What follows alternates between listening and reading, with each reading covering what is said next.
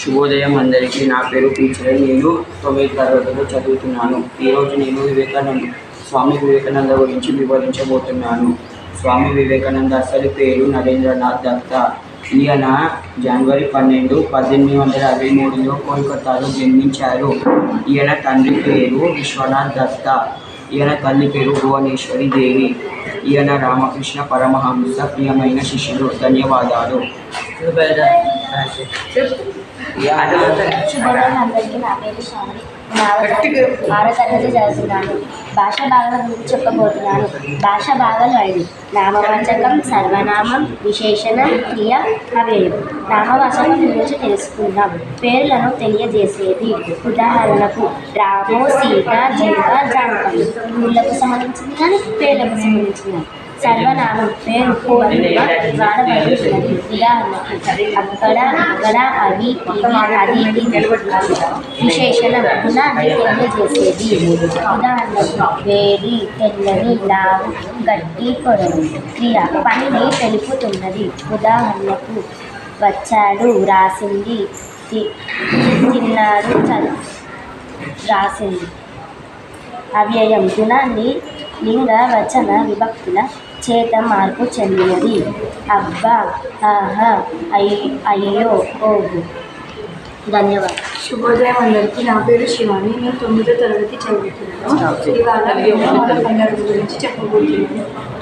మొదటి పండుగ వినాయక చవితి. వినాయక చవితి రోజు వినాయకుడిని మండపంలో ప్రతిష్టాపించి వివిధ రకాల పూలతో, పండ్లతో, లడ్డులతో, మోదకులతో స్వీకరించి సమర్పిస్తారు. రెండవ పండుగ దసరా. చెడుపై మంచి సాధించిన విజయానికి ప్రతీకగా దసరాని జరుపుకుంటారు. 9 రోజుల పాటు అమ్మవారిని పూజించి 10వ రోజు జమ్మి చెట్టుకు పూజ చేయడం, అందించడం మన సాంప్రదాయం. శుభోదయం అందరికీ. నా పేరు సరిక. నేను 9వ తరగతి చదువుతున్నాను. ఈరోజు మేము మన పండుగల గురించి చెప్పబోతున్నాము. 3వ పండుగ దీపావళి. దీపావళి కాంతుల పండుగ. శ్రీరాముడు రావణాసురుడిని సంహరించి అయోధ్యకు తిరిగి వచ్చిన సందర్భంగా దీపాలు వెలిగించి ఈ పండుగను జరుపుకుంటారు. అజ్ఞానం అనే చీకటిని వెలిగించి జ్ఞానం అనే వెలుగులను ప్రసిద్ధిస్తుంది. 4వ పండుగ వచ్చేసి రంజాన్. రంజాన్ అనేది ఇస్లాం మతంలో పవిత్రమైన నెలగా భావించబడుతుంది. ఈ నెలలో ముస్లింలు రోజు ఉపవాసం పాటిస్తూ భగవంతుడిని ప్రార్థిస్తారు. ఈ పవిత్ర నెలలో ముస్లింలు ఎక్కువగా నమాజు చేయడం, ఖురాన్ పాటించడం, దానం చేయడం చేస్తారు. 5వ పండుగ క్రిస్మస్. క్రిస్మస్ క్రైస్తవుల అత్యంత ముఖ్యమైన పండుగ. ఈ పండుగను ప్రతి సంవత్సరం డిసెంబర్ 25న జరుపుకుంటారు. పండుగ ఈరోజు చర్చిలను ఎంతో అందంగా అలంకరిస్తారు. ఈరోజు అందరూ ఒక పెద్ద నక్షత్రాన్ని ఇంటి ముందు వెళ్లాడనిస్తారు. ధన్యవాదాలు. శుభోదయం అందరికీ. నా పేరు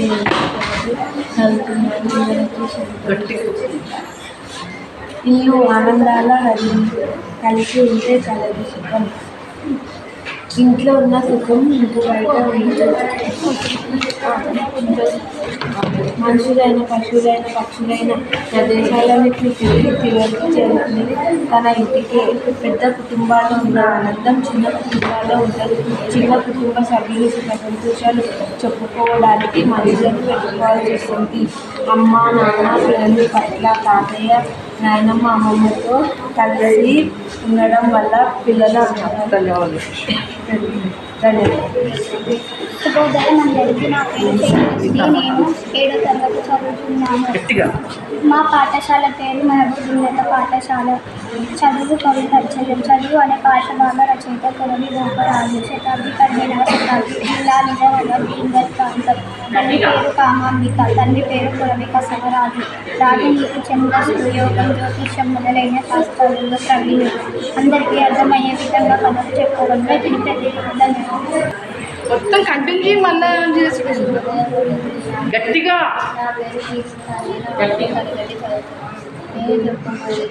అక్షరాలతో గట్టిగా 8 అంటే ఆ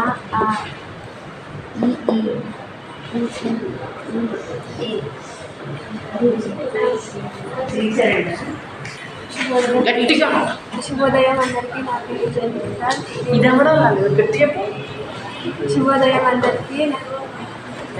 శుభోదయం అందరికీ. నా పేరు జయంతిక.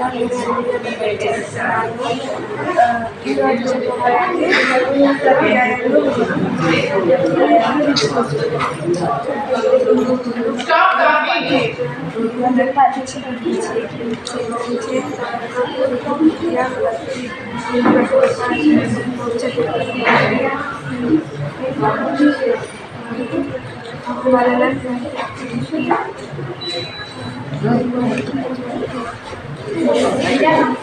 అయిపోయింది. చెప్పు ధన్యవాదాలు చెప్పింది. స్టార్ట్ చేయనా? శుభోదయం అందరికీ. నా పేరు నిత్యం. నేను 7వ తరగతి చదువుతున్నాను. మా పాఠశాల పేరు మహబూబ్ పాఠశాల. చదువు అనే పాఠభాగం రచయిత కవి గోపరాజు. చదువు అనే పాఠంలోనే ఒక పద్యం కరులకు సోదరులకు భూవరులకు గుణరాజు సర్వవర్షం తానిచ్చిన కోటి గురువుర వృద్ధి భజించు తన భావం పూర్తిగా తన సొంతం విద్య ఇతరులు అన్నదమ్ములు రాజులు తీసుకోలేరు. మనం ఎవరికి ఇచ్చినా కోటి రేట్లు పెరుగుతుంది కానీ తగ్గదు. అందుకే విద్య మన సొంత జనం. ధన్యవాదాలు. శుభోదయం అందరికీ. నా పేరు శ్రీధర. 10వ తరగతి చదువుతున్నాను. ఈరోజు నేను నా మిత్రులు కలిసి రామాయణంలోని ముఖ్యమైన కాండాల గురించి చెప్పబోతున్నాను. మొదటిగా బాలకాండం. వాల్మీకి మహర్షి రచించిన ఆదికావ్యంలో మొదటి భాగమైన బాలకాండం శ్రీరాముడి జననం, బాల్యం, విశ్వామిత్రునితో యాగరక్షణ మరియు సీత కళ్యాణ ఘట్టాలను అందంగా తెలియజేస్తుంది. అయోధ్యకాండం. రామాయణంలో 2వదైన అయోధ్యకాండం శ్రీరాముల పట్టాభిషేక సన్నాహాలు, కైకేయి కోరికలు మరియు శ్రీరాముల వనవాసం మరియు దశరథ మహారాజు మరణం వంటి ముఖ్యమైన ఘట్టాలను ఈ ఘట్టంలో చూడవచ్చు. అరణ్యకాండం. రామాయణంలో 3వదైన అరణ్యకాండం శ్రీరాములు, సీతాదేవి, లక్ష్మణులు అడవుల్లో గడిపిన 14 సంవత్సరాల వనవాసం జీవితాన్ని వివరిస్తుంది. ఇంతటి అవకాశం ఇచ్చిన పెద్దలందరికీ నా ధన్యవాదాలు. మిగతాది మా మిత్రులు చూడాలి. శుభోదయం అందరికీ. నా పేరు లక్ష్మీ చేష్మ. నేను 10వ తరగతి చదువుతున్నాను. నేను రామాయణంలో ఉన్న కాండాలు చెప్పబోతున్నాను. ఇంతకుముందు మా స్నేహితురాలు 3 వివరించింది, వేరే 3 నేను చెప్పబోతున్నాను. 4వది కిష్కింధ కాండం. రామాయణంలో కిష్కింధ కాండం అత్యంత శ్రీరాముడు మరియు హనుమంతుల కలయిక వానర రాజ్య నేపథ్యంలో సాగే అద్భుతమైన ఘట్టం సుందరకాండం. వాల్మీకి రామాయణంలో సుందరకాండం అత్యంత ప్రముఖమైనది. ఇది హనుమంతుల పరాక్రమం, శ్రీరాముడిపై గలే భక్తి మరియు సీతాదేవి ధైర్యాన్ని వరిస్తుంది. యుద్ధకాండం. రామాయణంలో 6వదైన మరియు చివరిదైన ముఖ్య ఘట్టం యుద్ధకాండం. ఇందులో శ్రీరాముడికి రావణాసుడికి మధ్య జరిగే యుద్ధం భీకర యుద్ధం. శ్రీరాముడి సీతాదేవి రక్షించడం మరియు రాముడి పట్టాభిషేకం వివరాలు. ధన్యవాదాలు.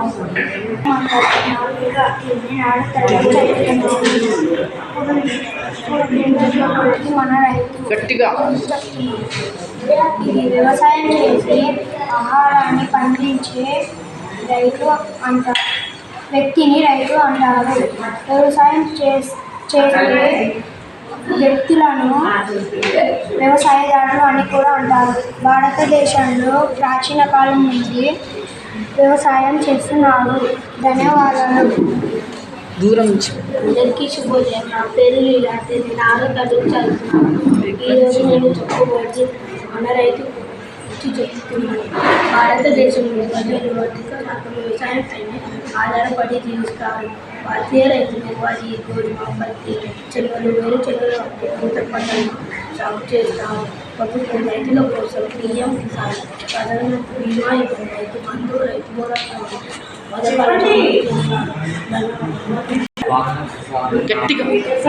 స్వాగతం. నా పేరు శరణ్యం, 10వ తరగతి చదువుతున్నాను.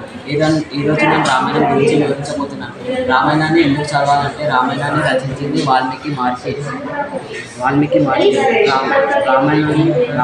రామాయణం మానవ జీవితాన్ని సంస్కరించేందుకు మహాకావ్యం. రామాయణం మానవ విధాల నుండి ఎప్పటికీ చెరగని కదా. అమ్మ నాన్నల అనురాగం, వృద్ధుల అభిమానం, అన్నదమ్ముల అనుబంధం, భార్య భర్తల సంబంధం, గురు భక్తి శిష్యానుభక్తి, స్నేహ ఫలం ధర్మఫలం, వినయంతో ఇవ్వడం, వివేకంతో జీవకారణ భావన, ప్రకృతి లాలన మొదలైనవి. ఉత్తమ ధర్మాలను ఆచరిస్తే మనిషి మంచిగా ఎలా ఎదగలడో నేర్పుతుంది. చిన్న చిన్న పాత్రల ద్వారా సమున్నత సందేశం ఇస్తుంది.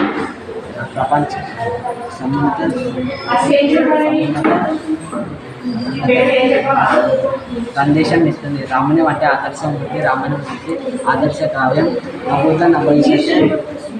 మనిషి ఉన్నంతకాలం రామాయణం ఉంటుంది. ధన్యవాదాలు. మిగతాది మా స్నేహితులు వినయ్ గౌడ్ చెప్తాను.